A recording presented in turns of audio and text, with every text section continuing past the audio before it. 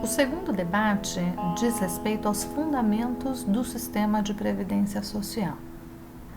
Lembrando, os fundamentos é onde a gente discute a forma de custeio, se é um sistema de repartição ou capitalização, e os regimes e sub-regimes que têm um determinado sistema de previdência social. A grande pergunta sobre os fundamentos é o que justifica que regimes, sub-regimes e segmentos tenham regras de contribuição e benefícios diferentes. Resumindo, por que um grupo deve ter regras diferentes do outro? O que justifica essas regras diferentes?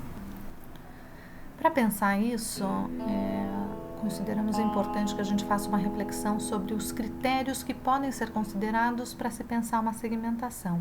Nesse caso, a gente trouxe aqui 4 para pensar sobre isso. O que tem sido utilizado? Por exemplo, condições de trabalho. Se a condição de trabalho é diferente, por exemplo, braçal, insalubre, as pessoas podem ter diferentes condições para aposentadoria, diferentes regras. Diferença de gênero é outro elemento que pode ser considerado ao se pensar uma segmentação. Ou mesmo a natureza da ocupação, se é um trabalho de risco que está associado. Em alguns países, inclusive, a questão da renda, ela é uma questão de segmentação diferenciada. Mas vale a pena lembrar que não é só isso que importa na política, não é só uma questão técnica. A força política que os diferentes grupos de interesse, eles terminam por determinar os resultados. Outro esclarecimento importante para compreender esse debate em relação a fundamentos são os tipos de dimensões solidárias que existem. Uma delas diz respeito ao sistema de repartição, onde você tem uma solidariedade, uma redistribuição entre gerações. Então, a geração hoje, a geração que está aposentada hoje, ela é paga com recursos de quem está trabalhando hoje. E também uma série de diferenciações em relação às regras e fundamentos que se dá entre regimes, o público e o privado, sub-regimes, por exemplo, urbano e rural, e também segmentos, homem e mulher, e no caso do Brasil, também militares e professores. Nessa tabela a seguir, apenas um lembrete de como funciona no Brasil. E aqui a gente coloca os benefícios de algumas categorias. Por exemplo, entre regimes, um agricultor familiar rural em relação ao urbano, ele precisa de 5 anos menos de aposentadoria, na questão da aposentadoria por idade. Os militares, por exemplo, em relação aos civis, contribuem menos e recebem o salário integral. E entre os segmentos, as mulheres têm 5 anos a menos de contribuição e os professores também têm 5 anos a menos em relação às demais categorias. Só para a gente relembrar algumas regras que existem hoje no sistema de previdência brasileiro. No material de vocês, a próxima tabela é uma comparação entre alguns países do mundo para a gente entender se eles têm diferenças entre diferentes regimes, sub-regimes e segmentos, apenas para compreendermos onde se encontra o Brasil. Algumas coisas não são exclusivas daqui, por exemplo, o sistema regimes público e privado, idades diferentes entre homens e mulheres e alguns outros tipos de benefícios específicos para a mulher.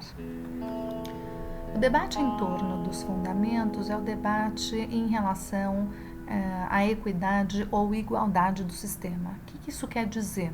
A equidade é quando você trata pessoas desiguais de maneira desiguais, de forma que ela possa chegar no mesmo lugar. E a igualdade é tratar todo mundo da mesma forma, independente da sua condição. Portanto, os argumentos aqui colocados de um lado é que as condições de trabalho são diferentes entre as diferentes categorias e do outro lado existe uma discussão pela unificação entre os regimes. De um lado, como vocês podem ver, tem uma série de grupos de interesses, movimento sindical e especialistas que priorizam a redistribuição e do outro lado, falando sobre a unificação entre os regimes, está o governo federal e especialistas que priorizam o equilíbrio. E aí alguns dos argumentos que são utilizados pelas duas partes. De um lado, as condições do campo são muito diferentes das condições urbanas e, portanto, as regras do sistema urbano deveriam ser diferentes do sistema rural. e, por um outro lado, uma discussão principalmente em relação à questão de gênero, dizendo que a sobrevida das mulheres é maior e que, portanto, as regras deveriam ser iguais e uniformes para todas as pessoas. O grande insight desse debate é que o resultado obtido ele é fruto da força dos grupos de interesse. No final, quem tem mais força leva, e o debate ele não está equilibrado. Portanto, a discussão técnica ela é menos relevante comparado à força dos grupos de interesse. E aqui uma provocação para vocês, que é onde está o interesse das famílias empresárias. A gente não vê ele representado dentro desse debate, disputando essas forças políticas que estão aí na arena de decisão. O que a gente conseguiu levantar em relação à sinalização do que vem da proposta do governo para a reforma da Previdência sugere que o governo vai propor uma aproximação dos fundamentos e regras entre regimes e segmentos, que elas vão ficar muito mais próximas do que efetivamente são hoje.